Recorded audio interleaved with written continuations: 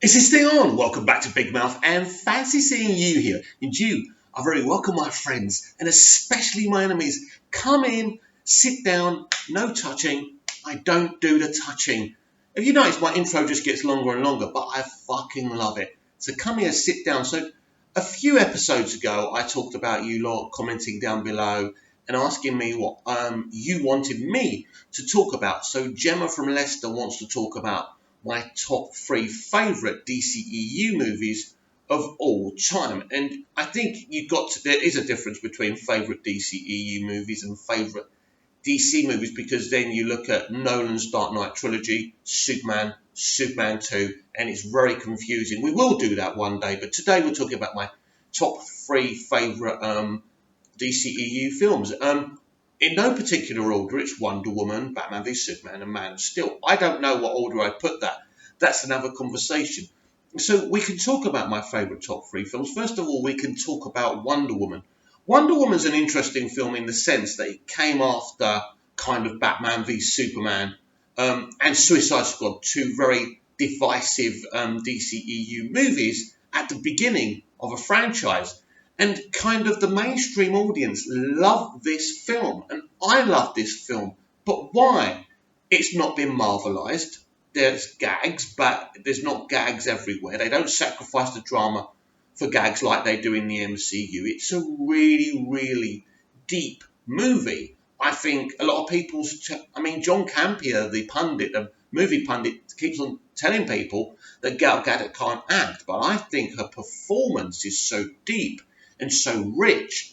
And, Patty Jenkins helps that.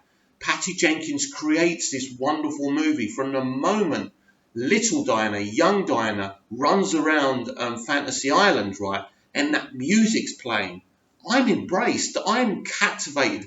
I'm emotionally there. And I think, so if a movie can start off like that, then you're really interested in it.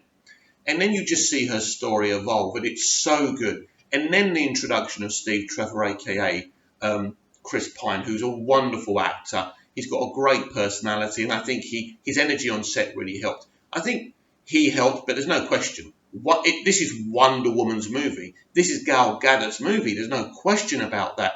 This film still would have been awesome without Steve Trevor, but Steve Trevor is Wonder Woman's Lois Lane, if you like. But he's very important, and he's very involved in the action and with the narrative of the film. But this is Diana's world. This is Diana's challenge, and it's brilliant. And they really do represent the people around Diana really, really well. And I've said this before, I thought it was very emotional to me to see this kind of goddess kind of sitting around talking to men, getting to know men in a very platonic way, and it working, and it being believable, because everything in media is so sexualized.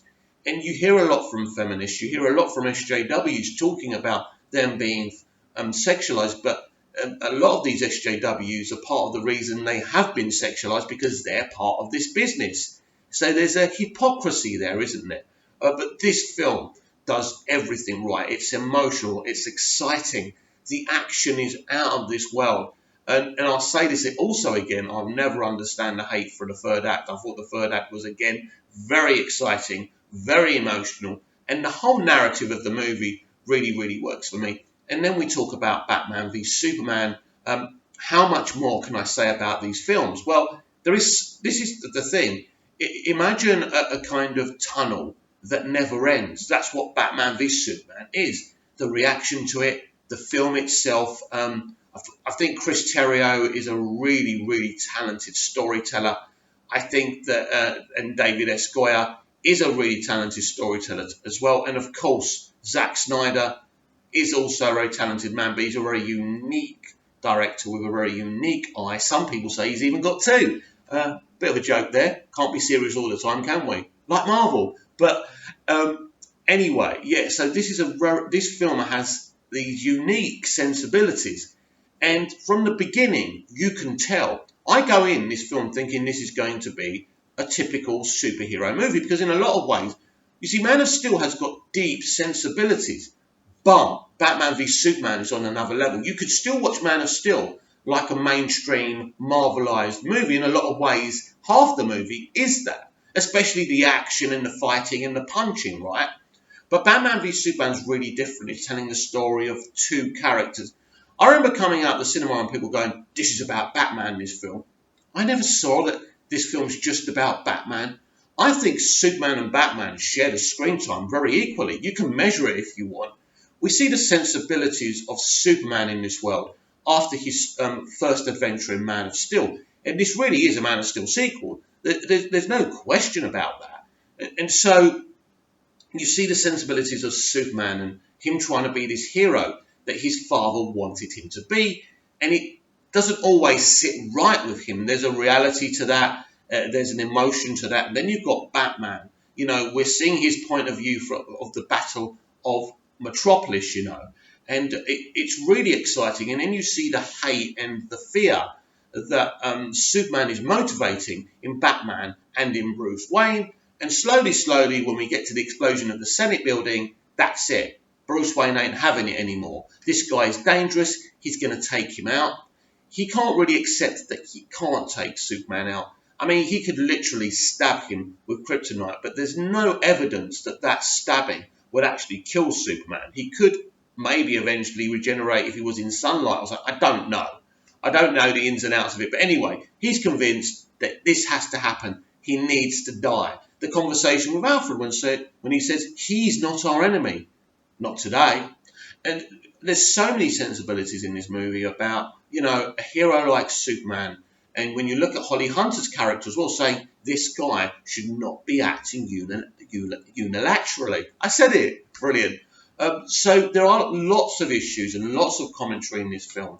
But ultimately, when you get to this, if you like deep movies, it's amazing. But if you like the action of a superhero flick, you've got it here as well. You've got great action in this movie, even in the beginning of the film when Superman saves Lois Lane in the Middle East, or when you see the fight against Doomsday or the fight against Batman and Superman. That's 9-10 minutes long. You know, 9-10 minutes for a fight is actually a pretty long time. I don't know how long they wanted to see these guys fight. But anyway, it could have been a longer fight. Of course it did. But that's not entirely what this film's about. And I've spoken about this a billion times. If Warner Brothers marketed this film, honestly, there would have been pretty much a minimal kind of negative reaction to it. Would have made more money, more people would have enjoyed it. But when you go in expecting one thing and you get another, sometimes that doesn't work out for you. And this is what happened with The Last Jedi as well. People went in seeing the trailers thinking this is going to be a typical Star Wars flick, a continuation of the threads that J.J. Abrams gave us in The Force Awakens, and it's something really, really different. So last but by no means least, you've got Man of Steel, which, as I say, in one hand is a typical kind of awesome. It's probably the most awesome, epic, in-your-face blockbuster you'll ever see. But again, it has these sensibilities and these commentaries about what we're trying to do. Go to other planets that can inhabit mankind and human beings, right? Because we fucked up this planet. And this is what happens to Krypton. They fucked up Krypton. And then Zod comes over and he wants to make the planet accessible for Kryptonian life. And he doesn't care that human beings will die. And, you know, this is Superman's adopted home. He's not going to allow that to happen. But also, this film is Superman Begins. He's not really the character we know and love yet. And the plan was to make that a big journey via this kind of injustice story.